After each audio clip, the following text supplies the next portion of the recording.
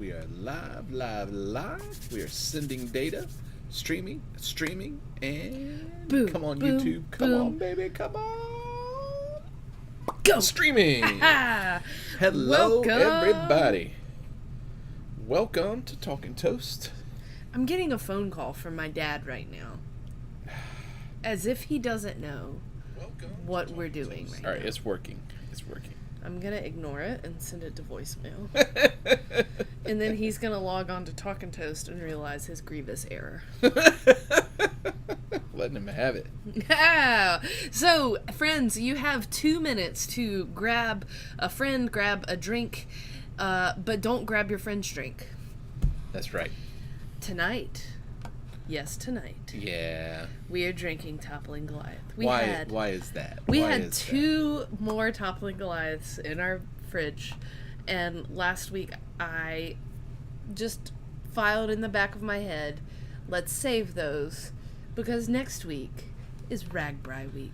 It is Ragbri week. And I know that makes you so happy. Great memories. Yes, and nostalgic and all those things. I think I had some, real angst, Ragbri FOMO angst, last week on Friday. And I was just, having general malaise. Because every time I logged on Facebook, I saw, people going to Ragbri. And I was not. I know. But today, I feel a lot of joy. Because I get to see Ragbri memories that we had and I had, and it's good stuff. It is good stuff. Yep. And it's always your birthday week. It is always my birthday week. And bonus year this year, because my birthday always falls around the Olympics. And generally, it is right around opening ceremonies. Mm-hmm. So opening ceremonies are Friday night, my birthday eve. So I could theoretically watch Olympics all day on my birthday, which is my awesome. Favorite thing in the world. That'll be fun. That'll be fun. I'm looking forward to Saturday. Me Cheers too. to that. Cheers to that. Well, let us know where you are viewing from tonight. We start every Talking Toast at 8:28. It is 8:27, so you got another minute to grab your drinks or grab your friends. Friends. Bring everybody, and let us know what's going on right now outside your window. What is happening right outside your window right now? I see some. Come to my window. Oh, come on and shine. Yeah, it's a Melissa Etheridge. Anyway, but yes, right outside our window is getting darker, and I don't know. There's just been so many, that little chill in the air. There was a chill. Yeah, I sat outside for 20 minutes this evening. It feels like fall is on the way. It's still July, but. Yeah. I know. Yeah, we're going to say that, and then it'll be 95 I know, we've still got degrees. 3 more heat waves to go through. Yeah. But Yeah. What does it look like outside? What does it feel like outside? What's going on in your world? In your neck of the woods? Sundown is happening, Bill says. Sundown. Which is slowly creeping a little bit earlier. Yep. Which is kind of exciting. It is. I almost suggested that we have Talkin' Toast outside in front of a fire tonight. Mm. That was how fall moody I was feeling. That is awesome. Yeah. So, alas, it will come. It'll be here. It will. Yeah. Well, hello, Bill Harding. I'm glad you're watching tonight. This is good.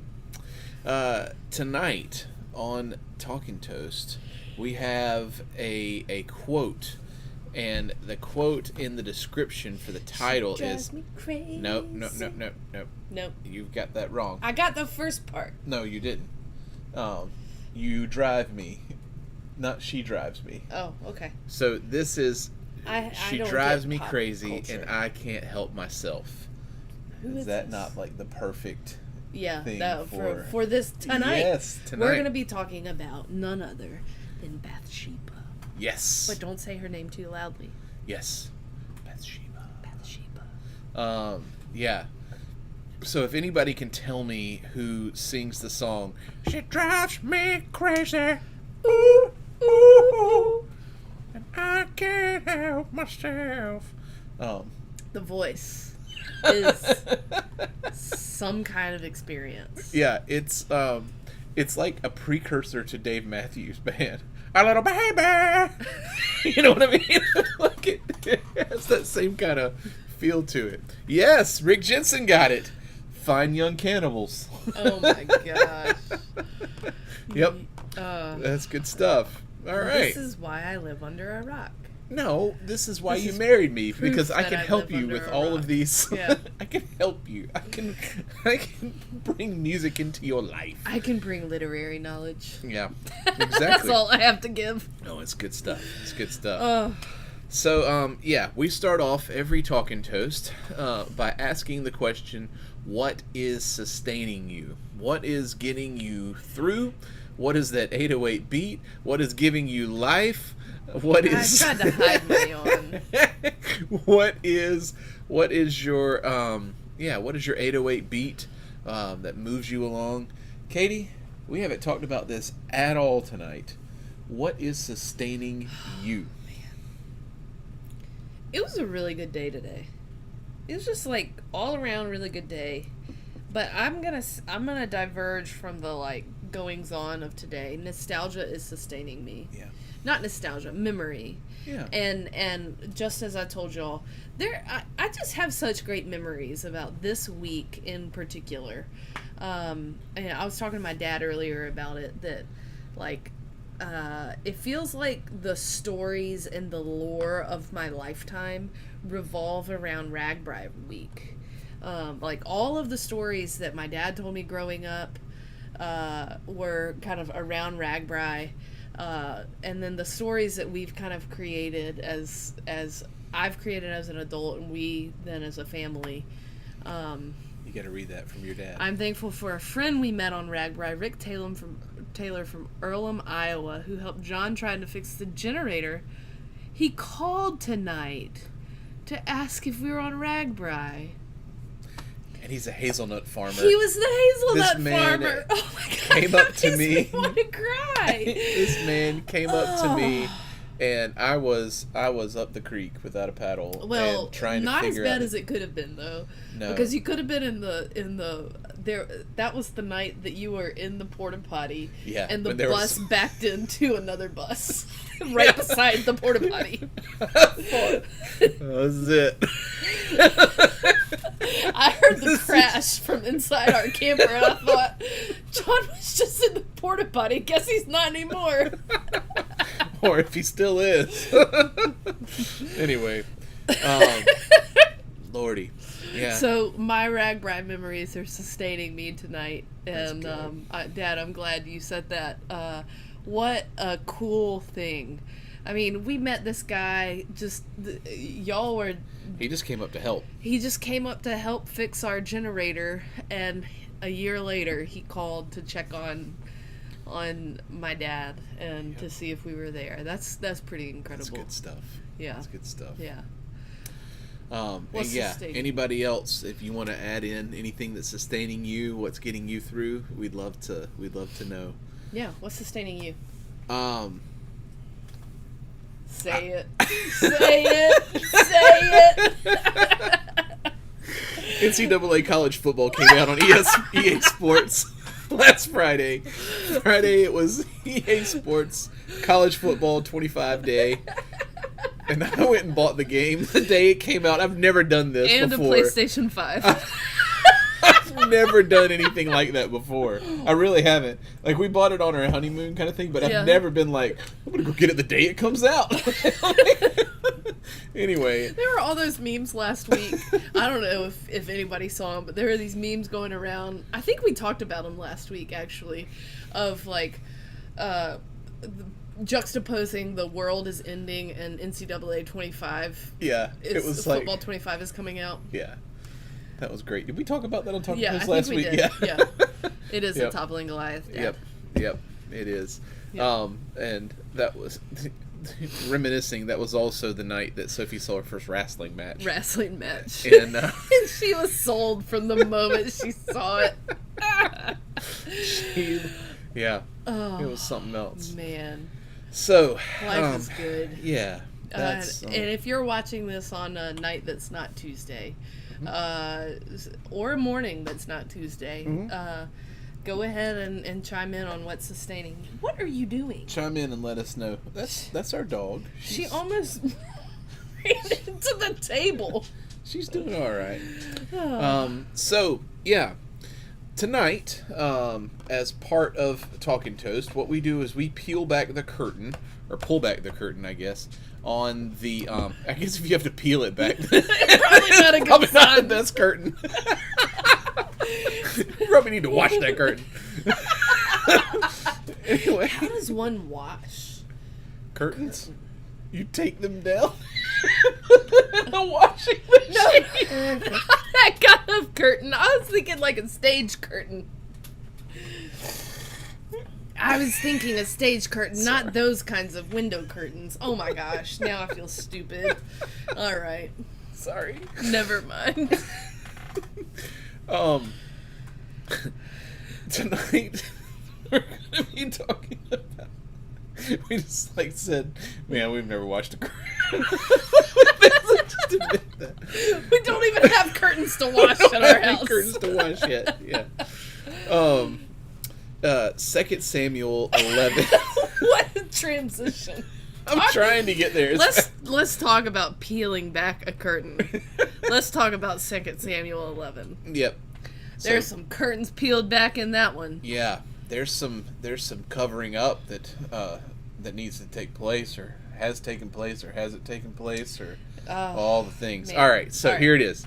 2 Samuel chapter 11 verses 1 through 15. This is the text that whenever anybody starts talking about David and Bathsheba, this is that text. Dun dun dun. Dun dun dun. And so we're going to both preach on this text on Sunday. And it's going to be a lot of fun. Do you want to, you're starting off. Do you want to kind of... So here's what I find interesting about this story as a woman. The narrative around this story is like, why was Bathsheba naked on her roof bathing? Yeah. Because that's what you did at that time. Mm-hmm. The better question is, why was David out on his roof watching her bathe? Yes. So because it was the best place to nap, according to the commentary that I just read. But still, a man wrote that. You can nap there. That's you can fine. nap inside. Yeah. So, just a rewind of this story. Bathsheba is out on her roof bathing, and David sees her in all of her glory and says, I would like to be with her. And there's one problem. Bathsheba is married to Uriah. Uriah is in the military, and so David, being king that he is, decides to send him off into war so that he can be with his wife. And he does that. And Bathsheba ends up getting pregnant. Yeah. He doesn't send him off to war yet. He is off at war, and he sees on her. And then what's really interesting with that is that Uriah is so focused on being a good soldier, so focused on following the rules and following the laws and everything. Following the king as well. He refuses. He comes back from war, but he follows all of the purity laws and everything and refuses to go and lie with his wife. And basically David calls him back, finds out that Bathsheba's pregnant, and he calls him back from war. That's right. And trying to say, you need to go sleep with your wife. Like, yeah. Come on, sleep with your wife. What are you doing? Thing. Yeah. To frame him. Yeah.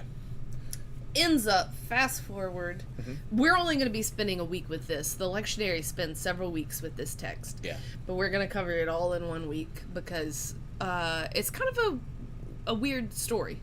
But at the end of it, David sends Uriah off into war where he is killed, intentionally sends him off to war where he will be killed, and he is, so that he can be with Bathsheba. So, as someone who grew up as a young woman in a moderate Christian setting, the church that I spent most time with in like a youth group setting. But then later in more kind of evangelical settings, the Bathsheba thing is a warning story. Don't uncover yourself. So Bathsheba commits this grievous sin by uncovering herself to take a bath on her roof, like what people did at that time.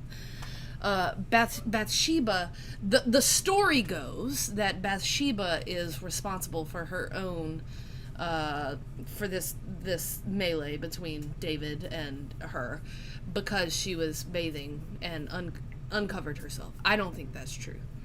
It's kind of like this behind every good woman there's a good man. Yeah. It's the phrase, and then behind every man's sin is a woman who is to blame.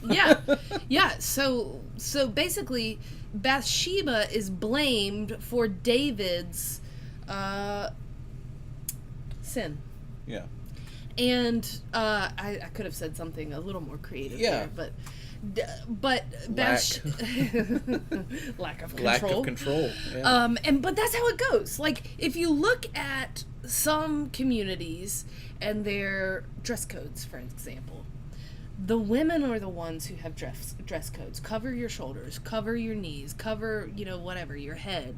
The women are the one who have dress codes because they're the ones who are responsible for the men and their sin when they look at them. Which is so backwards. Yes. It is so backwards. And so what I'm interested in is this juxtaposition between Bathsheba's uncovering, literal uncovering herself, bearing her vulnerabilities, bearing herself as it truly is, and then David's turnaround to cover up, a more figurative cover-up, but David's turnaround to cover up his own vulnerabilities. So they're two completely opposite moves here. And one is more based in power. Mm-hmm. The uncovering is a giving up of power. She has no power over herself, no autonomy over her body. And then David goes and covers it up. So there's Bathsheba's uncovering and David's covering. But that covering is done out of power. Mm-hmm. And it's I think that's the issue. It's the covering up. Yeah. And your mom said Bathsheba was thought of as a seductress. Exactly. That's the thing that we've got to push back against. Yep. Because when the king sends for you and says, "Come to my palace," you go. You don't have any choice in that. You don't have a choice. And today we would see that as sexual abuse. Yeah. As abusing your power in order to get her in bed. Yeah. Absolutely. Yeah. I don't really know what to add to that, except I think you're exactly right, and it sounds to me that we've got to do a good job of understanding her side of that, and she was kind of caught. I mean, she absolutely was caught, and then ends up pregnant, and then. But caught makes it sound like she did the wrong thing. No. I'm saying caught in like a vicious thing, like between a rock and a hard place. Yeah. That's more what I'm talking about. Yeah. Not like caught like she's at fault. She had no choice in the matter. Yeah, absolutely. What was I trying to think of? Oh, the other thing is that at this time period, marriage was basically intercourse. Whenever you have intercourse, you're married to that person. So whenever it says David has 4 wives, that means that those are the ones that were within the acceptable limits. Like, you probably had concubines and everything else, Yeah. not necessarily considered a wife. Yeah. But 4 wives, and Bathsheba was one of them. Mm-hmm. And then ends up raising this child with David. Sorry. No, Yeah. you're good. No. So I just think also we're in the middle of a couple of weeks, 4 or 5, on where the lectionary kind of lends itself to speaking to the role of religion in the public square. And I would say in our context, more specifically, how we as Christians or people with a sense of a spirituality and a spiritual responsibility or calling of some sort, how we enter into the public square, i.e. politics, political conversation, a political season, and lean upon our faith to help us make meaning and help us provide a way forward. And so we're talking about that for the next couple of weeks, and I think it's really interesting the covering and the uncovering, because one being rooted in a power move and a control mechanism, and one being rooted in absolute disenfranchisement. I would say that God has shown over and over again that God is on the side of the disenfranchised, and God is invoked, and yet God is invoked in David's story.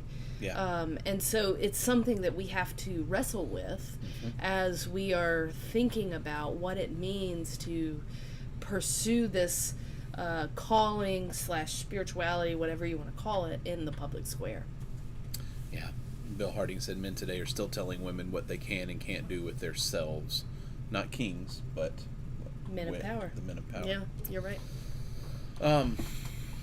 Yeah. Well, I think where I'm going to focus on this text is Uriah, and telling a little bit more of Uriah's story. Yeah. I think there is this level of blind devotion to the king, and I think, in what I've been studying, Uriah's devotion is to God, but it's whenever those powers are, whenever there's no separation between God and king. When God ordains the king is the visible image of God on earth. When God is invoked as ordaining the king. Yes. So here's an image of this that I've been told about, that we've been told about. If any of you are royal fans and watched the coronation this past year, watching the Archbishop of Canterbury place the crown in Westminster Abbey, in a church, this religious leader, the supreme religious leader in their faith, place the crown on King Charles's head, that is a representation of the divine bestowing power and prominence upon the king. There is a marriage happening right there. Well, the king is still considered to be The head of the Church of England. Yeah. So there's a marriage happening right there, a matrimony of state and church, and what we like to call it is the unholy matrimony of state and church. And so in the case of David, he is made king by the prophet, which is the highest religious leader of the land. And so there you have that unholy matrimony. Yeah. Sorry. So Uriah, is blindly following this king, but it's in devotion to God. and so I think I want to focus on that, and what that does. And I need to be careful because that sounds like a very ableist kind of presentation of that. Yeah. Blindly following. I need to say following without forethought, without following without intention, or following. What's the word I'm looking for? Without nuance, without that, like, He's just giving devotion to the king. uncritical devotion. Yeah. And that's where the uncritical. Yeah. Yeah. So, yeah, with Uriah there, what ends up happening to Uriah is he doesn't follow the king's orders with it. Not orders, but he is so stuck on doing things exactly the way that it's supposed to be that he doesn't follow the king with that. He stays away from his house. He sleeps on the outside of his house. Doesn't go and do what David's wanted him to do. And David has to be careful with that too. He can't just be like, go sleep with your wife, sleep with your wife, sleep with your wife, that kind of thing. So Uriah ends up going to David, and David gives him a letter and says, deliver this to the field general. And in that letter, Uriah doesn't open the letter. In that letter it says, put Uriah on the front line and then back away. Leave him out to dry. Yep. Hang Hang him him out to dry. He delivers his own death sentence. Oh, fascinating. Yeah. And I think there's so much in there with that I didn't realize that. Mm-hmm. Well, I think there's a lot there about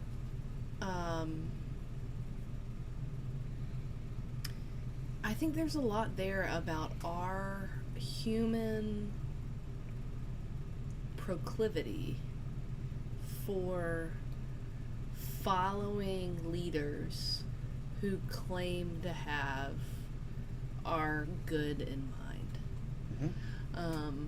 And so I wonder, I mean, Bathsheba didn't have the ability to say no, and Uriah didn't have all the information. Mm-hmm. But in both cases, they had to relinquish their own agency at the foot of the king, at the foot of power. Yep. And so the question I think for us to ask is, how do we reclaim our agency to act and help others reclaim theirs? Mm-hmm. Help others not become the Bathsheba or the Uriah. Not in the sense of like Bathsheba being the bad girl of the Bible or whatever evangelicals have called her, but Bathsheba, help others not become Bathsheba in the sense of being taken advantage of and given no choice as to what to do with her body. Yes. And your mom asked, are David and Bathsheba finally forgiven? David is forgiven, yes. And this is, the story is that then God makes covenant with David. Someone from your lineage is going to sit on the throne of Israel forever. And as king. And so whenever we get to Christmas time and we start talking about the stem, from the rod of Jesse, or from the shoot of Jesse, offshoot of Jesse, offspring of Jesse, that's what that's talking about. Is it's leading. That's why Matthew starts off with the whole lineage of Jesus and traces it back to David on Joseph's side, which is very interesting with anyways, we'll go back to that again later. There's a whole conversation to be had about the lineage. Yeah, but where I was going with that is, yes, David is forgiven, and David is given the covenant in this, but we don't really have a lot more about Bathsheba. We don't have anything about Uriah because Uriah dies, and there's so many people that are caught in the collateral damage of all of this, that stories aren't told. Yeah. Solomon is the second child. Well, yes, and I mean, our accounts of that are spiritualized. Yeah. So people say, the writers say, that first child was the one who bore the sins of David and took them away, is the scapegoat, basically. But two things. One, God, after the botched child sacrifice of Isaac on the mountain with Abraham, promises to never advocate for child sacrifice again. Child sacrifice is never going to be the way anything is going to be made right. And so here we see, I think, how the Hebrew Bible is woven together with multiple authors from what we think are 4 different traditions. And some of those traditions can contradict one another. But I would say that child who is lost is also collateral damage to this power building manifesto that David is a part of creating. Yeah. And so the question, I think, when we're thinking about our engagement with the public square, I think it comes back to power. It continues to come back to power.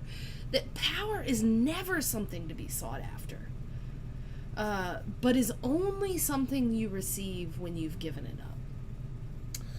Yeah, and even in that, power is to be shared over and over again.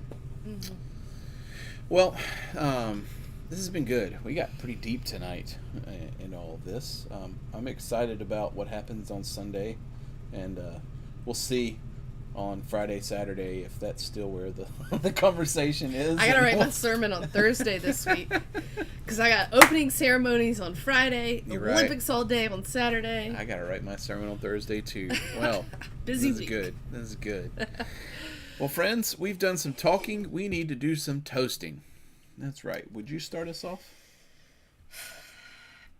Yeah. Do you want me to start? Give me 1 second.